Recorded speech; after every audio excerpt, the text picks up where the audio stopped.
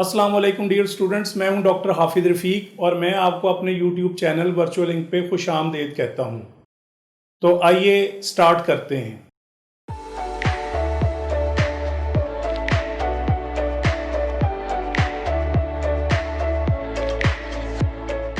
Welcome back dear students. तो आइए algebra का नया एक लेक्चर स्टार्ट करते हैं। ए लेवल्स के प्योर मैथमेटिक्स 3 में हम अलजबरा डिस्कस कर रहे हैं। तो अलजबरा में हम आज डिवाइडिंग अ पॉलिनोमियल के बारे में डिस्कस करेंगे। तो इसमें हमें क्या करना है कि किसी पॉलिनोमियल को किसी और अलजेब्रिक एक्सप्रेशन के साथ डिवाइड करना है, लेकिन हम किसी भी पॉलिनोमियल को डिवाइड करने से पहले हम डिवीजन के प्रोसेस को देखते हैं। और आसानी के लिए हम क्या करते हैं कि दो नंबर लेते हैं और जो बड़ा नंबर है उसको छोटे नंबर से डिवाइड करते हैं। तो जरा देखिए, ये 7 है तो इसको मैं 2 पे डिवाइड करने लगा हूं। तो हम अपनी लोअर क्लासेस में नंबरों को डिवाइड करने का मेथड सीख चुके हैं, लेकिन हम उसको रिवाइज कर रहे हैं और मुख्तलिफ जो नंबर्स आएंगे मुख्तलिफ प्लेसेस पे उनको हम नाम देंगे, क्योंकि हम पहले भी जानते हैं लेकिन हम इसको रिव्यू कर रहे हैं ताकि हमारे जहन में जो डिवीजन का प्रोसेस है वो रिफ्रेश हो जाए। तो हम क्या करते हैं, इस तरह का एक साइन बनाते हैं डिवीजन के लिए और 7 को यहाँ पर अंदर लिख देते हैं और जिससे डिवाइड करना होता है उससे हम डिवाइड करते हैं। तो इसके लिए क्या करना होता है कि जितने भी नंबर्स हैं उनमें से यहाँ पर एक नंबर को चूज करना होता है और इसको इसके साथ मल्टीप्लाई करते हैं और जो नंबर इन दोनों का जो प्रोडक्ट आता है उसको नीचे लिख देते हैं 7 के। इस तरह से ये 7 के नीचे मैंने 6 लिख दिया। फिर क्या करना है, 7 में से 6 को माइनस करते हैं। तो माइनस करके ये हमारे पास एक नंबर आ गया। तो अब हम क्या करते हैं कि ये जो नंबर्स हैं डिफरेंट प्लेसेस पे हैं, इनको क्या क्या हम नाम देते हैं वो लिख लेते हैं। तो ये 7 है जिसको हम डिवाइड कर रहे हैं, इसको हम डिविडेंड कहते हैं और इसको कैपिटल डी से डिनोट कर रहे हैं हम यहाँ पर। इस तरह से जिससे हमने डिवाइड किया उसको हम, जिससे हम डिवाइड कर रहे हैं उसको हम डिवाइडर या हम उसको डिवाइजर भी कहते हैं। इसको स्मॉल डी से डिनोट कर रहे हैं। ये जो नंबर है इसको कोशेंट कहते हैं, इसको कैपिटल क्यू से। और ये जो हमारे पास नंबर नीचे आ गया इसको हम रिमाइंडर कहते हैं और इसको कैपिटल आर से डिनोट करते हैं। अब हम ये देखते हैं कि ये जो डिवीजन का प्रोसेस है इसको एक इक्वेशन में भी लिखा जा सकता है। तो ये देखिए मैंने लिखा है 7/2 is equal to 3 plus half. यानी यहाँ पर ये 3 जो है वो ये कोशेंट है, प्लस ये यहाँ पर रिमाइंडर है और ये यहाँ पर डिवाइडर है। इसको ऐसे भी लिखा जा सकता है 3 होल 1/2।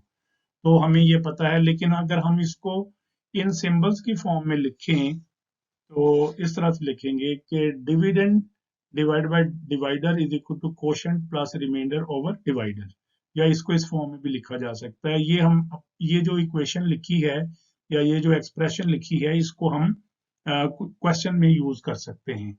अब इसको किसी और अंदाज में भी लिखा जा सकता है। यहाँ पर ये फ्रैक्शन की फॉर्म में लिखा हुआ है, लेकिन ये जो हमारा डिविडेंड है जिसको हम डिवाइड कर रहे थे इसको किसी और फॉर्म में भी लिख सकते हैं। जैसे ये लिखा हुआ है 7 is equal to 2 into 3 plus 1। तो हम क्या करते हैं, इनको सिंबल्स की फॉर्म में लिखते हैं। तो ये देखिए हमने लिख दिया कि dividend is equal to divider into quotient plus remainder.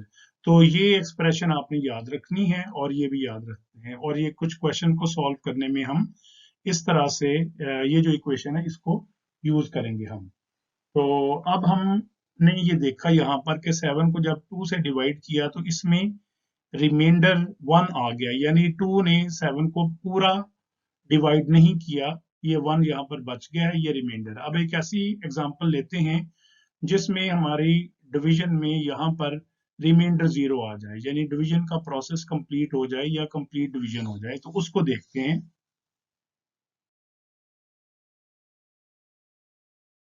तो ये एग्जांपल लेते हैं कि 6 को 2 से डिवाइड करते हैं।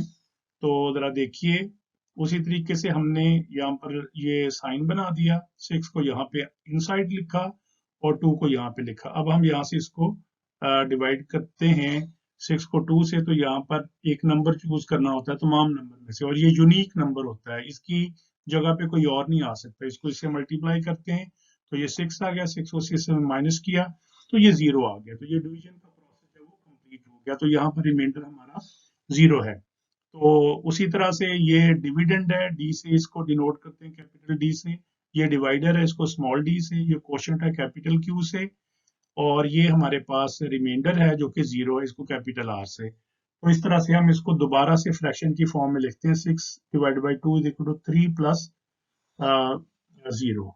तो यहाँ पर ये जो क्वोशंट है इसको यहाँ पे लिखा हुआ है, इसको सिंबॉलिक फॉर्म में भी लिख सकते हैं, capital D divide by D, यानी dividend divide by divider is equal to quotient plus remainder over divider is equal to Q, क्योंकि यहाँ पर रिमाइंडर की वैल्यू 0 थी तो इस वजह से हमने इसको क्यू लिख दिया सिंप्लीफाई करके। दूसरी फॉर्म में लिखते हैं 6 is equal to 2 into 3 plus 0, ये डिवाइडर है और ये क्वोशंट है प्लस रिमाइंडर है।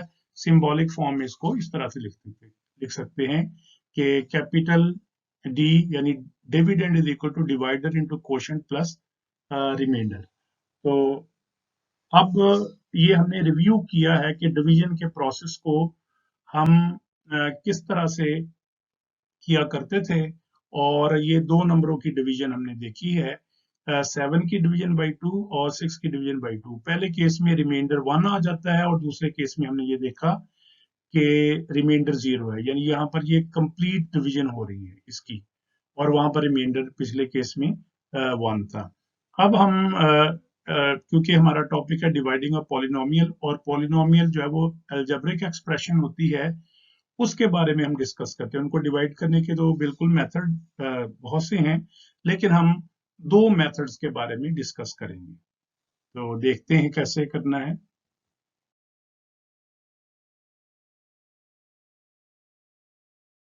तो अब हम डिस्कस करेंगे methods of dividing N algebraic polynomial. तो इसके दो जो मेथड हैं उनको देखते हैं। पहला मेथड है लॉन्ग डिवीजन मेथड। ये जो हमने नंबरों की डिवीजन की है ये लॉन्ग डिवीजन ही थी, लेकिन अलजेब्रिक पॉलिनोमियल की डिवीजन जो है वो जरा थोड़ी सी डिफरेंट है, लेकिन हम उसको अच्छी तरह से डिस्कस करेंगे। तो दूसरा जो है वो है सिंथेटिक डिवीजन का मेथड है। सिंथेटिक डिवीजन को भी हम लॉन्ग डिवीजन मेथड डिस्कस करने के बाद इसको डिस्कस करेंगे। तो हम क्या करते हैं, दो एग्जांपल लेते हैं। तो एक को लॉन्ग डिवीजन से सॉल्व करते हैं, फिर उसी क्वेश्चन को सिंथेटिक डिवीजन से सॉल्व करते हैं कि किस तरह से एक अलजेब्रिक पॉलिनोमियल को दूसरे पॉलिनोमियल से डिवाइड किया जाता है। तो एग्जाम्पल नंबर 1 है divide x squared plus 5x plus 6 by x plus 2 using long division. तो हम पहला मेथड जो है वो डिस्कस करने लगे हैं। तो मेथड 1 में हमें क्या करना है कि इसका सोल्यूशन स्टार्ट करते हैं। तो सबसे पहले क्या करते हैं कि हमें ये जो डिविडेंड है जिसको हमने डिवाइड करना है उसको लिख लेते हैं, लेकिन हमें लिखने से पहले ये देख लेना चाहिए कि ये डिसेंडिंग ऑर्डर में लिखा हुआ है कि नहीं। डिसेंडिंग ऑर्डर का मतलब है सबसे पहले x की जो मैक्सिमम पावर है वो, फिर उसके बाद एक कम या उससे कम, और एंड में जो टर्म होनी चाहिए उसकी वेरिएबल की पावर सबसे कम होनी चाहिए। तो ये ऑलरेडी डिसेंडिंग ऑर्डर में है, तो इस वजह से आसानी से इसको लिख लेते हैं। अगर ये ना हो तो हमें फिर इसको रीअरेंज करके लिखना पड़ेगा। तो ये हमारा डिविडेंड है जो कि पॉलिनोमियल है ऑफ डिग्री 2। तो अब हम जिससे डिवाइड करना है वो ये वाला है, तो डिवाइडर को लिख लेते हैं। ये डिवाइडर x प्लस 2 है और ये पॉलिनोमियल ऑफ डिग्री 1 है। तो इसका भी तरीकाकार कमोबेश वैसा ही है। हम क्या करेंगे, ये डिवीजन का सिंबल हम बना देते हैं और यहाँ इनसाइड हम डिविडेंड को रखेंगे और यहाँ पर डिवाइडर को रखेंगे। तो ये मैंने डिविडेंड लिख दिया x squared plus 5x plus 6, और यहाँ पर हमने x प्लस 2 डिवाइडर लिख दिया। अब इसका तरीकाकार क्या है कि डिवीजन कैसे करनी है। तो सबसे पहले ये जो एक्स स्क्वायर्ड वाली टर्म है इसको हमने खत्म करना है, यहाँ से इसको एलिमिनेट करना है। इसका तरीका क्या होता है कि यहाँ से पहली टर्म जो फोकस कर लें, और यहाँ पर जो पहली टर्म है यानी डिवाइडर की पहली टर्म है उसको फोकस कर लें। हमें क्या करना है, यहाँ पर कोई एक वेरिएबल या नंबर यहाँ पर रखना है, उसको इस पहली टर्म के साथ आपने मल्टीप्लाई करना है और इसके नीचे लिखना है। ये जो बाकी 5x प्लस 6 है, इसको भी आपने डिस्कस नहीं करना है, इसको बाद में देखेंगे। लेकिन हमें क्या करना है, इधर से पहली टर्म और इधर से पहली टर्म, इनको आपने चूज करना है। तो हमें क्या करना है कि इस जगह पे क्या रखें, तो आप एक्स स्क्वायर्ड को एक्स से पहले डिवाइड करें। तो इसको एक साइड पे रफ स्पेस में हम करते हैं। तो मैं यहाँ पर क्या करता हूँ कि एक लाइन लगा के तो इसकी डिवीजन का प्रोसेस स्टार्ट करता हूँ। तो ये मैंने क्या किया कि ये जो पहली टर्म है डिविडेंड के अंदर, इसको ऊपर रखा और मैं इसको इसके साथ एक्स से डिवाइड कर रहा हूँ। तो आप देखें कि एक्स स्क्वायर्ड को जब एक्स से डिवाइड करेंगे तो ये इसका आंसर एक्स आ जाएगा, जिसको मैंने ग्रीन से शो किया हुआ है। इसको यहां पर रखना है आपने, इस जगह पर, यानी क्वोशंट की प्लेस पे। जब आप इसको रखते हैं तो नेक्स्ट स्टेप आपने क्या करना है, इस एक्स को इस पूरे फैक्टर के साथ मल्टीप्लाई करना है। यानी एक्स को मल्टीप्लाई करें एक्स प्लस 2 के साथ, वो जो आएगा प्रोडक्ट उसको इसके नीचे लिखना है। तो मैं इसको फिर रफ स्पेस में ये करता हूं कि मैंने x को x प्लस 2 से मल्टीप्लाई किया। तो जब मैं इसको मल्टीप्लाई करूंगा तो ये आ जाएगा x स्क्वायर्ड प्लस 2x। तो आप देखें ये आ गया x स्क्वायर्ड प्लस 2x। इसको मैंने पर्पल कलर से शो किया है। अब आपने क्या किया है कि x को पहले आपने ये फैक्टर मालूम किया, अब आपने इसको इसके साथ मल्टीप्लाई करना है और जो आंसर आएगा उसको इसके नीचे लिख देना है। ये अगर आप क्विक हो जाएं, अच्छी तरह से सीख जाएं, तो ये आप हेड में भी कर सकते हैं, यानी ज़बानी तौर पे भी किया जा सकता है। लेकिन मैं जो रफ स्पेस में आपको एक्सप्लेन कर रहा हूँ, ये सिखाने के लिए कर रहा हूँ। तो अब ये जो एक्सप्रेशन है एक्स स्क्वायर्ड प्लस 2x को नीचे लिख देंगे। तो ये मैंने इसको लिख दिया। नेक्स्ट स्टेप हमारा डिवीजन में क्या होता है कि इनके साइन चेंज कर दें। साइन चेंज करने का मतलब ये है कि नीचे वाली एक्सप्रेशन को ऊपर वाली में से माइनस करें। तो वो जरा देखें, ये हमने इनके साइन चेंज कर दिए। अब आप इनको कंबाइन करेंगे तो एक्स स्क्वायर्ड में से अगर एक्स स्क्वायर्ड माइनस करेंगे तो ये 0 रह जाएगा। 5x में से माइनस 2x सब्ट्रैक्ट करेंगे तो 3x आ जाएगा। तो ये देखें हमारे पास ये तो खत्म हो गया, लेकिन यहाँ से इसको माइनस करके 3x आ गया। तो अब आप देखें ये एक्स स्क्वायर्ड और प्लस 5x डिवीजन के प्रोसेस में इन्वॉल्व है, लेकिन ये 6 नहीं है। तो हम इसको यहाँ पर प्लस 6 को नीचे ले आते हैं, इसको भी अब डिवीजन में इंक्लूड करेंगे। अब फिर से दोबारा से वही प्रोसीजर आपने करना है कि यहाँ पर पहली टर्म क्या है 3x और यहाँ पर है x। लेकिन सबसे पहले आपने क्या करना है कि इसका जो साइन होगा उसका साइन आपने यहाँ क्वोशंट वाली प्लेस पे लिखना है। ये प्लस है तो यहाँ पर भी आप प्लस लिखेंगे। ये मैंने प्लस लिख दिया। अब यहाँ पर कौन सा फैक्टर या कौन सा नंबर या कौन सा वेरिएबल रखें, इसका तरीकाकार वही है कि 3x को आपने डिवाइड करना है x के साथ, यानी इसकी पहली टर्म को इसकी पहली टर्म के साथ डिवाइड करना है। तो मैं रफ स्पेस में इसको शो करता हूँ। ये मैंने लिखा 3x डिवाइड बाई x, तो x से कैंसिल हो गया, इसका आंसर आ गया 3। तो 3 को आप यहाँ पर रखेंगे, ये मैंने 3 को यहाँ पे रख दिया। अब फिर क्या करना है, इस 3 को इस सारे फैक्टर के साथ मल्टीप्लाई करना है। ये ऑलरेडी x जो है वो इस प्रोसेस से गुजर चुका है। तो हमें क्या करना है, 3 को x प्लस 2 के साथ मल्टीप्लाई करेंगे। तो रफ स्पेस में हम लिखते हैं 3 इंटू एक्स प्लस 2, इसका आंसर आ जाएगा 3x प्लस 6।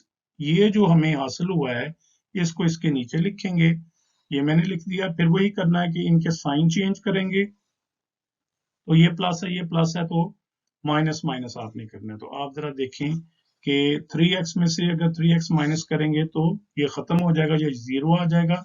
और 6 में से 6 माइनस करेंगे तो ये 0, और यहाँ पर हमारा रिमाइंडर क्या आ गया, 0 है। तो इसका मतलब ये हुआ कि x squared plus 5x plus 6 को जब हम x प्लस 2 से डिवाइड करते हैं तो ये हमारा आंसर आता है। तो हम क्वोशंट को और रिमाइंडर को लिख लेते हैं। तो क्वोशंट की वैल्यू क्या है हमारी x प्लस 3, यही हमारा आंसर होता है। और ये रिमाइंडर जो है वो 0 है। अगर रिमाइंडर 0 हो तो इसका मतलब है कंप्लीट इसकी डिवीजन हो गई है। अब हम इसको इक्वेशन की फॉर्म में लिखते हैं कि what is the link between the quotient, dividend and divider and remainder. तो यहाँ पे लिख लेते हैं, ये हम लास्ट डिस्कस करके हैं, dividend is equal to divider into quotient plus remainder. और ये हमें ऐसे लिख दिया हमने। X squared plus 5x plus 6 is equal to x plus 2 into x plus 3 plus 0। वैसे हमारा आंसर यहाँ पर ही आ गया है, लेकिन मैं ये इक्वेशन क्यों लिख रहा हूँ, ये इक्वेशन जो है वो हमें मुख्तलिफ क्वेश्चन में यूज करनी पड़ेगी जब हम आगे इस टॉपिक को बढ़ाएंगे। तो अब इसी चीज को सिंथेटिक डिवीजन के जरिए से सॉल्व करते हैं। तो वो एग्जांपल नंबर 2 देखते हैं हम।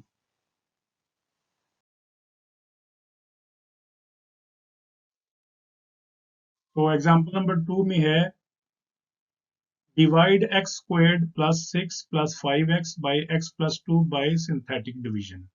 तो इसमें जरा देखें कि ये अब डिसेंडिंग ऑर्डर में नहीं लिखा हुआ, यानी 5x पहले होना चाहिए, 6 बाद में होना चाहिए। तो इसका जरा सोल्यूशन स्टार्ट करते हैं। और मेथड 2 है, मेथड 2 कौन सा है, सिंथेटिक डिवीजन का। तो यहाँ पर भी लिखा हुआ है क्वेश्चन में कि divide x square plus 6 plus 5x by x plus 2 by synthetic division. तो मेथड 2 में हमने सोल्यूशन स्टार्ट किया है। तो x squared plus 5 plus 6x ये डिविडेंड है, लेकिन यहाँ पर भी ये पॉलिनोमियल ऑफ डिग्री 2 है। ये पिछला ही क्वेश्चन है, लेकिन इसको थोड़ा सा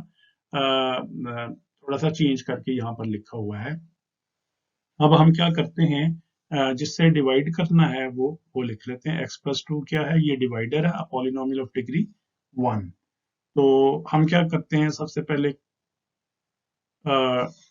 ये करना होता है कि सिंथेटिक डिवीजन में कि जो डिवाइडर है उसको रफ प्लेस में इक्वल टू 0 पुट कर लेते हैं और x की वैल्यू निकाल लेनी है हमने।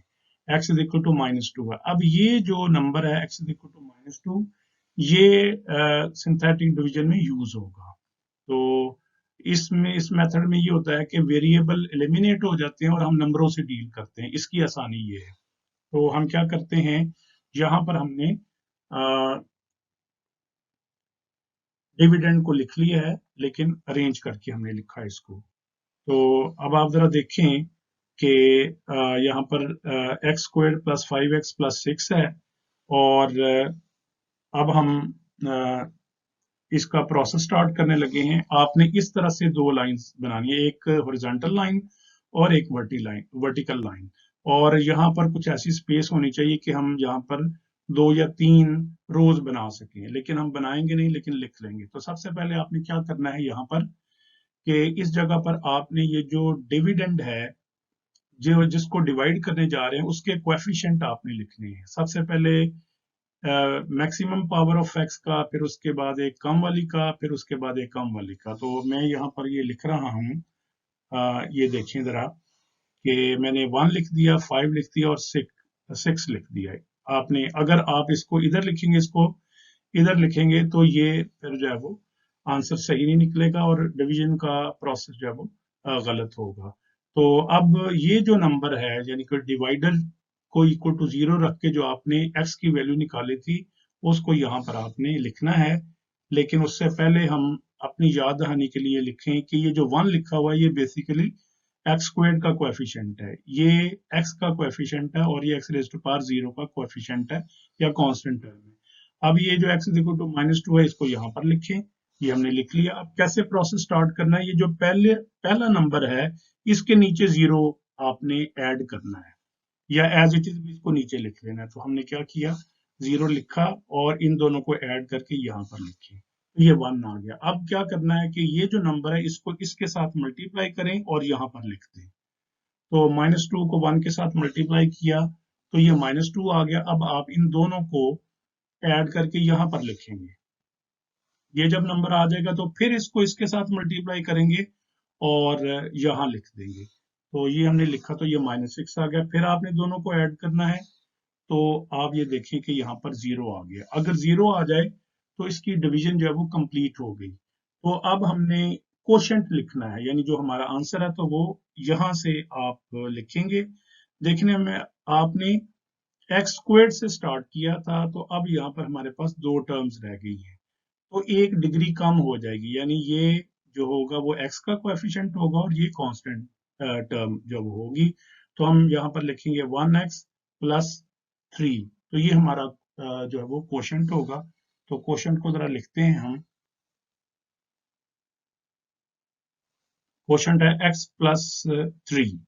यानी 1x प्लस 3, और इसके बाद जो ये यहाँ पर है जिसको मैंने येलो से मार्क किया हुआ है, इसको हम रिमाइंडर लिखते हैं। तो ये वही आंसर है, लेकिन क्योंकि इसमें वेरिएबल एलिमिनेट हो जाते हैं तो नंबर्स को डील करना आसान हो जाता है। अब हम इसको वही डिविडेंड वाली इक्वेशन लिखते हैं। Dividend is equal to divider into quotient plus remainder, और ये हमने लिख दिया कोशेंट है ये, सॉरी ये हमारा डिविडेंड है, और ये डिवाइडर है जिससे हम डिवाइड कर रहे थे x प्लस 2, और इसके पास इसके साथ ये है कि x प्लस 3 और ये प्लस 0 है।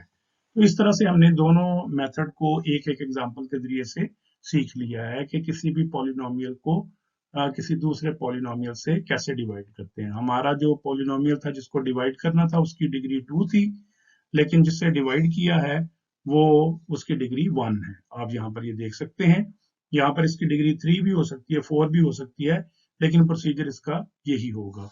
तो आज के लेक्चर को हम यहीं पे फिनिश करते हैं। तो डिवाइडिंग अ पॉलिनोमियल के सिलसिले में फिर नेक्स्ट लेक्चर में हमारी मुलाकात होगी। उम्मीद है आपको लेक्चर समझ में आया होगा, और अगर पसंद आए तो लाइक कीजिए, शेयर कीजिए, कमेंट कीजिए और मेरे चैनल को सब्सक्राइब कीजिए, और बेल के बटन को ज़रूर दबाइए ताकि मेरे आइंदा आने वाले जो लेक्चर्स हैं उनका नोटिफिकेशन आपको बर वक्त मिल सके। Thank you.